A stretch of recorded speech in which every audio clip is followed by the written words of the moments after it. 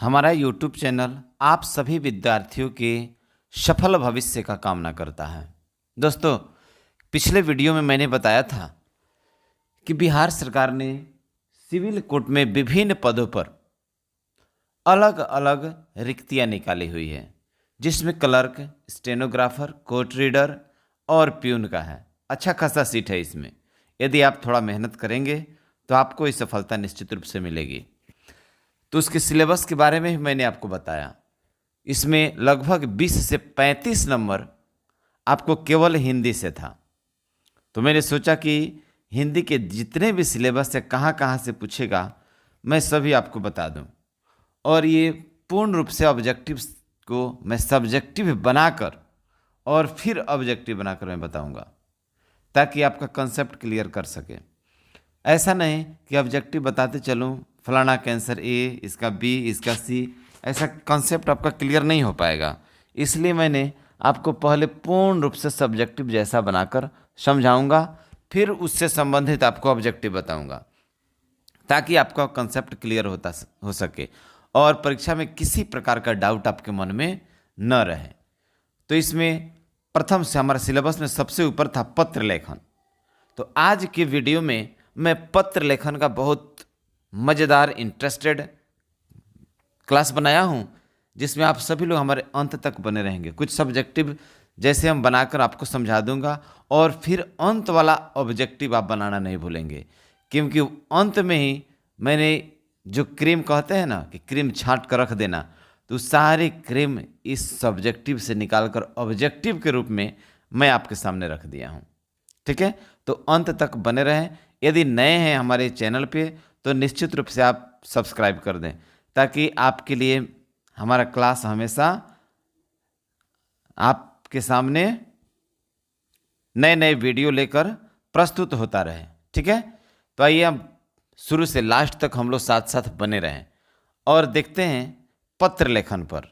ठीक है, आखिर ये पत्र लेखन क्या है? तो दोस्तों, पत्र लेखन एक कला है। क्या है?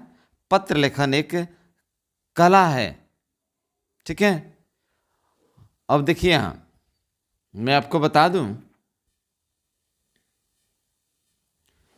पत्र लेखन एक ऐसा कला है जिसके माध्यम से लिखने वाले का चरित्र, दृष्टिकोण, संस्कार, मानसिक स्थिति, आचरण इत्यादि एक साथ झलकते हैं। अर्थात तो व्यक्ति का व्यक्तित्व कैसा है उसके पत्र के माध्यम से ही आपको महसूस हो जाएगा। ठीक है, तो अच्छे पत्र की विशेषता मैं बता दूं। अच्छा पत्र की विशेषता क्या है, इसके लिए मैं 5 विशेषता बनाया हूं। अच्छा पत्र का कितने विशेषता? 5 विशेषता है, इसको याद रखिएगा। सरल भाषा शैली प्रथम, दूसरा है विचारों की सुस्पष्टता, तीसरा है संक्षेप और संपूर्णता, चौथा है प्रभावान्वित, याद रहेगा ना, प्रभावान्वित, और 5 नंबर है बाहरी सजावट। ये 5 हैं जो अच्छे पत्र की विशेषता है। ठीक है, अब एक एक पर चर्चा कर लें हम लोग कि सरल भाषा शैली। ठीक है, तो पत्र की भाषा साधारणतः सरल और बोलचाल की होनी चाहिए। शब्दों के प्रयोग में सावधानी रखनी चाहिए। ये उपयुक्त, सटीक, सरल और मधुर हो। ठीक है, सारी बात सीधे साधे ढंग से स्पष्ट और प्रत्यक्ष रूप से लिखनी चाहिए। बातों को घुमा फिरा कर लिखना उचित नहीं है। ये अच्छा पत्र का विशेषता है। ठीक है, दूसरा विशेषता है विचारों की सुस्पष्टता। इस शब्द पर, इस पॉइंट पर ध्यान देंगे। पत्र में लेखक के विचार सुस्पष्ट और सुलझे होने चाहिए, बनावटीपन नहीं होना चाहिए। दिमाग पर बल देने वाली बात नहीं लिखी जानी चाहिए। बस पत्र देखे और तुरंत आपको समझ में आ जाए कि आखिर आप कहना क्या चाहते हैं, है ना। तीसरा है संक्षिप्त और संपूर्णता। पत्र अधिक लंबा नहीं होना चाहिए, वह अपने में संपूर्ण और संक्षिप्त हो। इसके अतिरिक्त पत्र में एक ही बात को बार बार दोहराना एक दोष है। ठीक है, पत्र में मुख्य बातें आरंभ में लिखी जानी चाहिए, सारी बातें एक क्रम में लिखनी चाहिए, इसमें कोई भी आवश्यक तथ्य छूटने न पाए।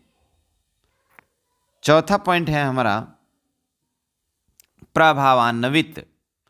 पत्र का पूरा असर पढ़ने वाले पर पड़ना चाहिए, अर्थात आपने जिस दिमाग से, जिस भाव से उस पत्र को लिखा है, वो भाव पढ़ने वाले के दिल में उतर जाना चाहिए। आरंभ और अंत में नम्रता और सौहार्द के भाव निश्चित रूप से होने चाहिए, कभी कड़वापन पत्र में नहीं होना चाहिए। चौथा है बाहरी सजावट। पत्र की बाहरी सजावट से हमारा तात्पर्य यह है, ध्यान दीजिएगा यहाँ, पत्र के बाहरी सजावट से हमारा तात्पर्य यह है कि उसका कागज संभवतः अच्छा होना चाहिए। ठीक है, कागज कैसा? अच्छा से अच्छा होना चाहिए। लिखावट सुंदर, साफ और पुष्ट होना चाहिए। तीसरा, विराम आदि चिन्हों का प्रयोग यथास्थान पर किया जाए। चौथा है शीर्षक, तिथि, अभिवादन, यही तो मुख्य चीज है पत्र का, अनुच्छेद और अंत में अपने अपने स्थान पर क्रमानुसार होने चाहिए। ठीक है। पांचवा, पत्र की पंक्तियां सटाकर न लिखी जाए। छठा, विषय वस्तु के अनुपात से पत्र कागज लंबा चौड़ा होना चाहिए, न कि बात आपका बहुत ज़्यादा है और छोटा कागज है, उसी में दौड़कर उस कोन पर फिर उस कोन पर, और जगह खोजते रहिए खाली, कि कहाँ कहाँ खाली जगह है उसमें हटाते रहिए अपने बात को। ऐसा नहीं होना चाहिए। आपका पेपर उतना होना चाहिए जितना आपका मैटर है। ठीक है। अब पत्र के प्रकार को देखिए। पत्र सामान्यतः पत्र 3 प्रकार के हैं। एक सामाजिक पत्र, व्यापारिक पत्र और सरकारी पत्र। कितने प्रकार के? 3 प्रकार के हैं, सामाजिक पत्र, व्यापारिक पत्र और सरकारी पत्र। ठीक है। सामाजिक जो पत्र हैं, इसे गैर सरकारी पत्र व्यवहार भी कह सकते हैं, सामाजिक पत्रकार को। देखिए यहाँ, जिसे क्या कहते हैं इसको, किसके अंतर्गत ऐसे पत्र आते हैं जो हमारे दैनिक जीवन से संबंधित हो, जिसे हम दैनिक जीवन के व्यवहार में लाते हैं। ठीक है, वो क्या है? सामाजिक पत्र। सामाजिक पत्र के 6 भाग हम आपको बता दे रहे हैं। सामाजिक पत्र के 6 भाग हैं। एक में है संबंधियों के पत्र। किसके पत्र? संबंधियों के पत्र।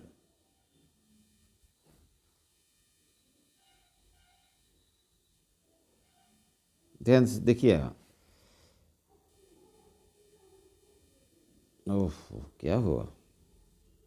कुछ गड़बड़ हो रहा है। कौन? संबंधियों के पत्र। ठीक है।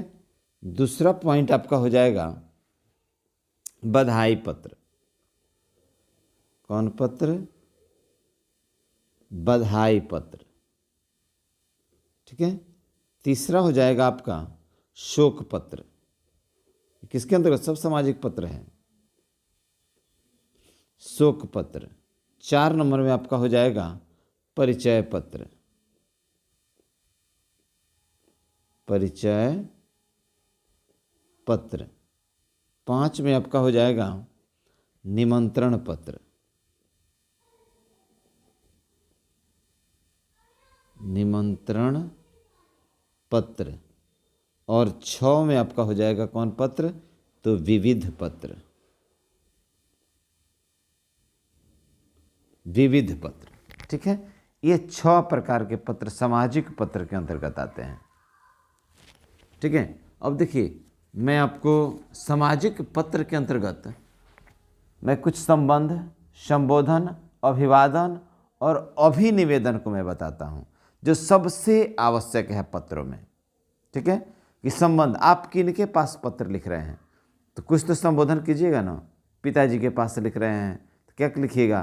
पूज्य पिताजी, सादर प्रणाम। तो इसमें पूज्य पिताजी क्या हुआ? संबोधन, और सादर प्रणाम हो जाएगा आपका अभिवादन। तो देखिए कितना बढ़िया मैं बनाया हूँ आपके लिए।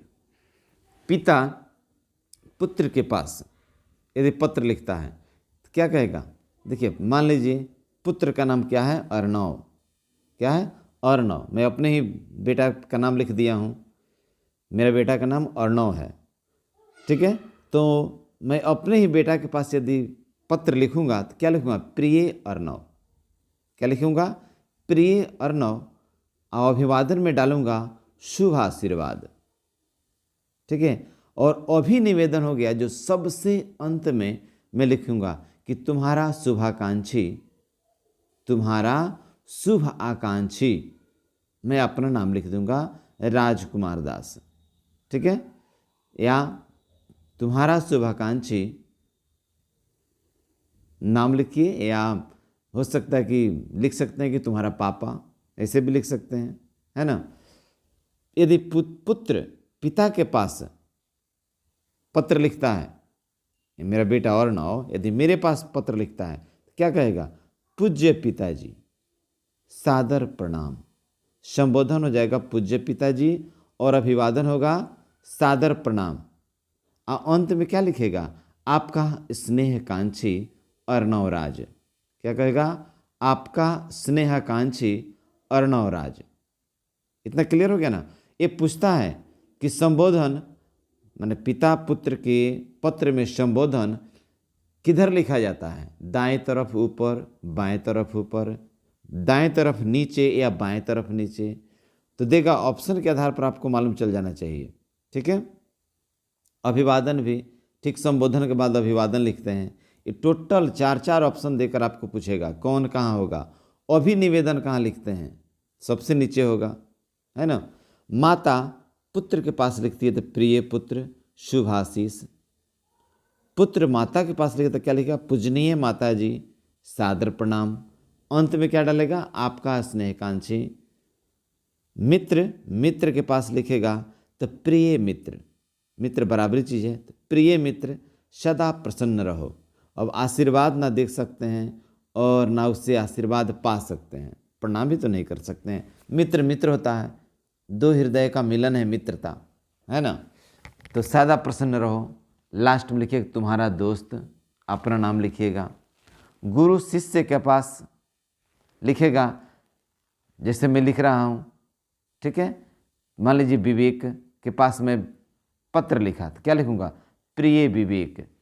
क्या लिखूंगा? प्रिय विवेक शुभ आशीर्वाद। और लास्ट में क्या लिखूंगा? तुम्हारा शुभ चिंतक, मैं अपना नाम लिखूंगा, है ना।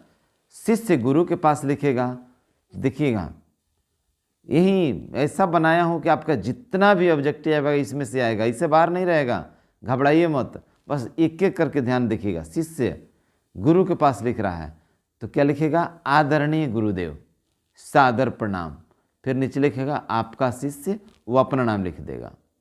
दो अपरिचित व्यक्ति लिखेंगे तो क्या लिखेंगे? प्रिय महोदय। क्या लिखेंगे? प्रिय महोदय, सप्रेम नमस्कार। लास्ट में लिखेंगे भवदीय, अपना नाम लिखेंगे। अग्रज यदि अनुज के पास, अग्रज का अर्थ होता है बड़ा भाई, अनुज का अर्थ होता है छोटा भाई। तो यदि मैं अग्रज हूँ, मेरा छोटा भाई अरुण है, तो मैं अपने भाई के पास पत्र लिखूंगा तो क्या लिखूंगा? प्रिय अरुण। क्या लिखूंगा? प्रिय अरुण शुभ आशीर्वाद, ठीक है। लास्ट में कि तुम्हारा शुभाकांक्षी राजकुमार दास। अनुज यदि अरुण मेरे पास पत्र लिखता है तो क्या लिखिएगा? पूज्य भैया, पूज्य भैया सादर प्रणाम। लास्ट में क्या? आपका स्नेहकांक्षी अरुण कुमार, है ना। स्त्री पुरुष के पास तो प्रिय महाशय, प्रिय महाशय। कब? जब स्त्री और पुरुष दोनों अनजान हो तब। कैसे हैं दोनों? अनजान हैं। पुरुष स्त्री के पास लिखेगा अनजान के पास तो प्रिय महाशया, ठीक है। पति पत्नी के पास तो प्रिय या प्राणाधिके इस्तेमाल कर सकती है शुभ आशीर्वाद। पति लिखना है पत्नी के पास तो शुभ आशीर्वाद। पत्नी लिखेगी पति के पास तो मेरे सर्वस्व या मेरे प्राणधान, सादर प्रणाम। लास्ट में क्या लिखेंगे, आपकी स्नेहकांक्षिणी, ये लिखेंगे तुम्हारा सत्यायसी ना। छात्र यदि प्रधानाध्यापक के पास लिखेंगे तो मान्य महोदय प्रणाम, आपका आज्ञाकारी छात्र, तो अपना नाम लिखिएगा, है ना। तो इसमें से बहुत बहुत ज़्यादा मुझे लगता है कि 60% आपका प्रश्न इससे संबंधित रहेगा। पत्र में आप उठाकर देखिएगा, अधिकांश प्रश्न इसी में से रहेगा।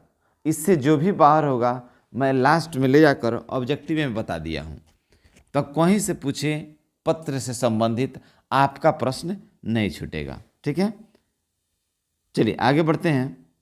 अब जितना भी आपने सब्जेक्टिव टाइप के या जितने सजाकर मैंने संबंध, संबोधन, अभिवादन बताया था, अब उससे संबंधित या अलग से भी सरकारी, गैर सरकारी, औपचारिक, अनौपचारिक जो भी प्रश्न हैं, अब एक एक करके ऑब्जेक्टिव जैसा बनाकर मैं आपको बताने जा रहा हूँ।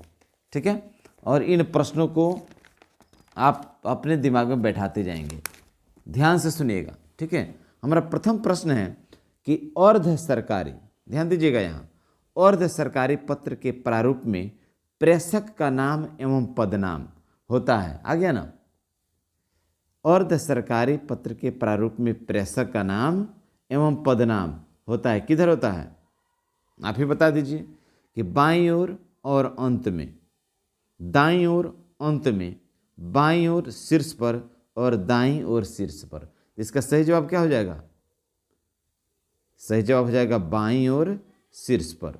हम जब लिखना शुरू करते हैं तो कहाँ शुरू करते हैं, यहीं से ना शुरू करते हैं। मान ले लिखना है, क्या लिख दें, किसी के पास पत्र लिखना हो तो हम शुरू करते हैं यहाँ से,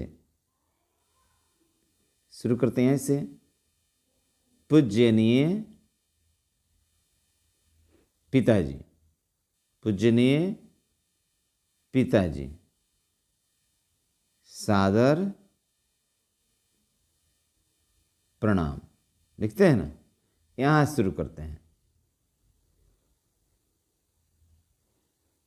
ठीक है, तो हमारा कहाँ है, साइड देखिए ना आप, दाहिनी तरफ है कि बाईं तरफ, तो बाईं तरफ शीर्ष पर है, इसका सही जवाब हो जाएगा बाईं ओर शीर्ष पर। लेकिन प्रश्न क्या कह रहा था, दिख रहे हैं, प्रेषक का नाम एवं पदनाम।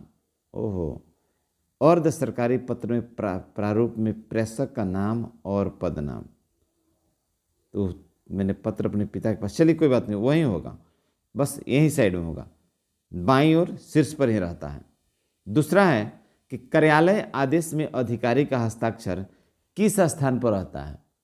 तो कार्यालय आदेश में अधिकारी का हस्ताक्षर नीचे दाहिने ओर होता है। कहाँ होता है, नीचे दाहिने ओर होता है, इसको याद रखिएगा। तीसरा प्रश्न हमारा है कि पासपोर्ट को हिंदी में क्या कहते हैं, पासपोर्ट को हिंदी में क्या कहते हैं। सही जवाब होता है पारपत्र। क्या होता है, पारपत्र। पारपत्र समझते हैं ना, जो देश से, पारपत्र का अर्थ है पार, पार मतलब बाहर निकल जाना, अर्थात देश से बाहर जाने के लिए एक प्रमुख कागजात बनाई जाती है जिसको कहते हैं हम पासपोर्ट अंग्रेजी में, और हिंदी में कहते हैं पारपत्र। पारपत्र आपके पास है तो आप विदेश में जा सकते हैं, नहीं है तो नहीं जा सकते हैं। चौथा प्रश्न हमारा है, कार्यालयी पत्रों की भाषा कैसी होनी चाहिए। कार्यालयी पत्रों की भाषा कैसी होनी चाहिए, क्या सरल भाषा होनी चाहिए, मुहावरेदार होना चाहिए, औपचारिक होना चाहिए, या बोलचाल की भाषा। तो याद रखिए, कार्यालयी पत्र की भाषा हमेशा औपचारिक होनी चाहिए। कैसा होना चाहिए, औपचारिक। हमारा सही जवाब होगा ऑप्शन सी। ठीक है, चौथा प्रश्न है कि उत्तम पुरुष शैली में लिखा जाने वाला पत्र, उत्तम पुरुष शैली में लिखा जाने वाला पत्र कैसा होता है, परिपत्र का होता है कि कार्यालय ज्ञापन, कि कार्यालय आदेश, या फिर अर्धशासकीय पत्र। इसका सही जवाब हो जाएगा अर्धशासकीय पत्र। ठीक है, छठा प्रश्न हमारा है कि एक ही पत्र जब एक साथ कई परिस्थितियों को भेजा जाता है तो इसको क्या कहते हैं? इसको कहते हैं परिपत्र। याद रखिएगा इसको, परिपत्र को एक साथ कई जगह आप भेज सकते हैं, है ना। 7वां है, पुत्र के लिए प्रयुक्त अभिवादन क्या है? मैंने बताया था कि पुत्र के लिए प्रयुक्त अभिवादन होता है शुभ आशीर्वाद। क्या होता है? शुभ आशीर्वाद। देखिए, प्रणाम अपने बड़ों के पास, सादर प्रणाम बड़ों के पास, सब प्रेम नमस्कार अपने दोस्तों के पास, बराबरियों के पास कर सकते हैं, है ना। लेकिन पुत्र क्या आपका छोटा है, दुलारा है, उसको शुभ आशीर्वाद दीजिएगा। 8 नंबर है कि निम्नलिखित में कौन सा सरकारी पत्र लेखन के अंतर्गत नहीं आता है? देखिए यहाँ प्रेस नोट आता है, ज्ञापन भी होता है, परिपत्र भी होता है, स्मारक नहीं होता है, स्मारक नहीं होता है। इसलिए सही जवाब हो जाएगा ऑप्शन डी। ठीक है, आगे बढ़ते हैं। वैयक्तिक पत्र किनके मध्य लिखा जाता है? वैयक्तिक पत्र किनके मध्य लिखा जाता है? इसका सही जवाब हो जाएगा वैयक्तिक पत्र सगे संबंधियों मित्रों के मध्य लिखा जाता है। वैयक्तिक पत्र, पर्सनली लेटर किसके पास लिखा जाता है? तो सगे संबंधियों और मित्रों के बीच लिखा जाता है। ठीक है। 10वां है कि कौन सा पत्र 100 से अधिक संख्या में किसी को भी भेजा जा सकता है? तो सही जवाब परिपत्र। अभी कुछ देर पहले भी मैंने बताया कि परिपत्र कई व्यक्तियों के पास, कई जगहों पर, कई स्थानों पर एक साथ भेजा जा सकता है। एक और बात जानिएगा, बहुत वीवीआई चीज़ है ये। परिपत्र से संबंधित अधिकांश प्रश्न आते हैं, बहुत वीवीआई है। परिपत्र को घुमक्कड़ गश्ती पत्र भी कहा जाता है। क्या कहा जाता है? घुमक्कड़ गश्ती पत्र। घुमक्कड़ गश्ती पत्र भी कहा जाता है। किसको? तो परिपत्र को। याद रखिए, प्रश्न आएगा कि घुमक्कड़ गश्ती पत्र किस पत्र को कहा जाता है? तो परिपत्र, कार्यालय पत्र, अनुस्मारक, निविदा सूचना। 4 ऑप्शन आ गया, तो आप किसको मारिएगा? तो परिपत्र को मारिएगा। इसको हो सके तो अपने कॉपी में लिखते जाइएगा, बहुत अच्छा चीज़ है ये। 11 नंबर है कि अपने मोहल्ले में सफाई अधिकारी को लिखे जाने वाले संबोधन का रूप होता है। तो सबसे पहले क्या लिखिएगा? अपने मोहल्ले में सफाई अधिकारी के पास तो यह ना लिखा है, श्रीमान अध्यक्ष नगर पालिका, इसे शुरू करते हैं। संबोधन हमारा यही होगा, तो हमारा ऑप्शन ए ही सही होगा। जब पहले ही पकड़ा गया तो अन्य ऑप्शन पर विचार करने की आवश्यकता हमें नहीं है, बस इसी पर ध्यान दीजिएगा। 12 नंबर है कि परिपत्र किस श्रेणी में आता है? परिपत्र किस श्रेणी में आता है? तो कार्यालयीन पत्र में आता है। किस में आता है? कार्यालयीन। परिपत्र सामाजिक पत्र नहीं है, व्यक्तिगत पत्र नहीं है, पारिवारिक पत्र भी नहीं है। कौन है? तो एक कार्यालयीन पत्र है। ठीक है। 13 नंबर में कार्यालयी पत्र में सबसे ऊपर लिखा जाता है। तो क्या लिखा जाता है? कार्यालय पत्र में सबसे ऊपर कार्यालय का स्थान लिखा जाता है। क्या लिखा जाता है? कार्यालय का स्थान लिखा जाता है। 14 नंबर है कि पूर्व में प्रेषित पत्र की याद दिलाने के लिए भेजा जाने वाला पत्र क्या कहलाता है? पूर्व में प्रेषित पत्र की याद दिलाने के लिए कौन पत्र भेजा जाता है? तो अनुस्मारक पत्र। कौन पत्र? अनुस्मारक पत्र। तो मैं आपको कुछ पत्र के बारे में, देखिए मैं यहाँ बता रहा हूँ, उसको याद रखिएगा। अनुस्मारक पत्र, जैसे यही आ गया अनुस्मारक पत्र, ये है क्या?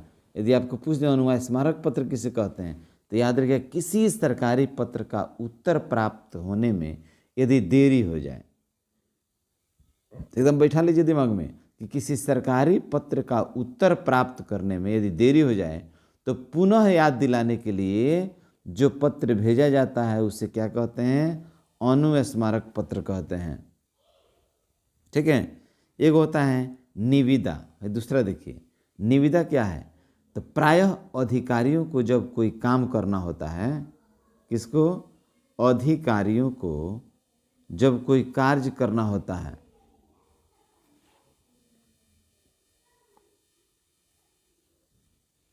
अधिकारियों को जो कार्य करना होता है या किसी आवश्यकता की पूर्ति करनी होती है, तब ये सार्वजनिक संबंध में ठेकेदारों से अपने दर की निविदाएं मांगते हैं और तब उनकी शर्तों, स्थितियों आदि पर विचार करके किसी ठेकेदार की उसकी निविदा को अंग्रेजी में टेंडर भी कहते हैं, के आधार पर वह काम सौंप दिया जाता है। तो वो निविदा सूचना है। ठीक है, क्लियर हो गया। अनुस्मारक पत्र क्या है? ये बहुत भी हमेशा आता है अनुस्मारक। चलिए आगे बढ़ते हैं। प्रश्न नंबर 15 पर चर्चा कीजिए कि परिपत्र शब्द का सही आशय अंग्रेजी के किस शब्द से है। अर्थात परिपत्र को अंग्रेजी में क्या कहते हैं? तो परिपत्र को कहते हैं सर्कुलर।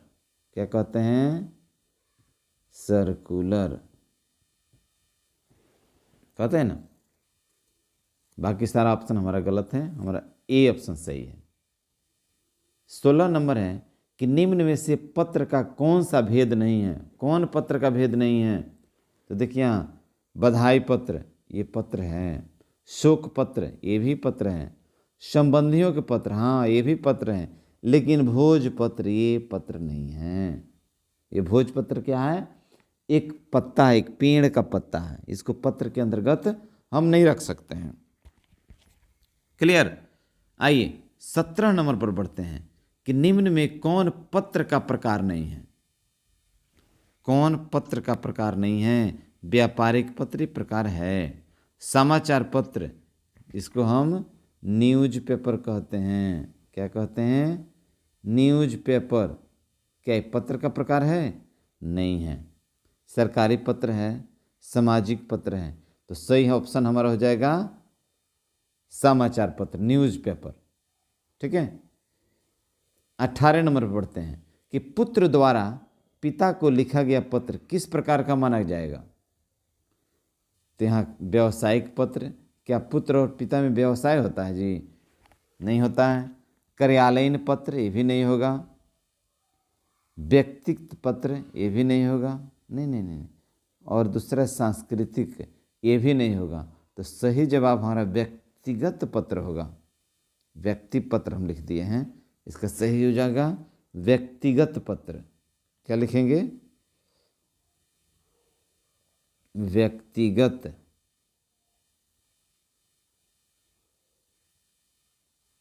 पत्र। कौन पत्र? व्यक्तिगत पत्र। जो पुत्र द्वारा पिता का लिखा गया पत्र क्या है? तो व्यक्तिगत पत्र है। ठीक है, आगे बढ़ें। बधाई पत्र किस प्रकार का पत्र है? बधाई पत्र किस प्रकार का पत्र है? तो इसमें हमको नहीं लगता है कि ज़्यादा माथापच्ची करने की आवश्यकता है कि बधाई पत्र इसमें समाज से ही कोई बधाई देगा। तो कार्यालयीन पत्र नहीं हो सकता है, सरकारी पत्र नहीं हो सकता, औपचारिक भी नहीं हो सकता है। ये क्या हो जाएगा? तो ये सामाजिक पत्र होगा। ठीक है। और लास्ट हमारा है 20 नंबर, जो कि बहुत भी है।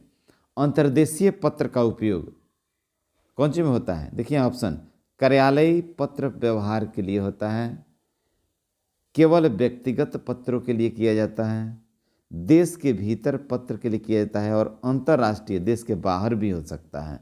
ये 4 ऑप्शन हैं। तो पहले शब्द पर जोर दीजिए आप। अंतर्देशीय, अंतर का अर्थ होता है केवल अंदर, आदेशीय किसी देश में। तो किसी देश के अंदर ही जो पत्र व्यवहार किया जाता है उसी को अंतर्देशीय कहते हैं। तो इसका सही ऑप्शन हो जाएगा देश के भीतर पत्र व्यवहार के लिए होता है, ऑप्शन सी। ठीक है। तो आपको अब ज़्यादा इधर उधर माथापेची करने की आवश्यकता नहीं है।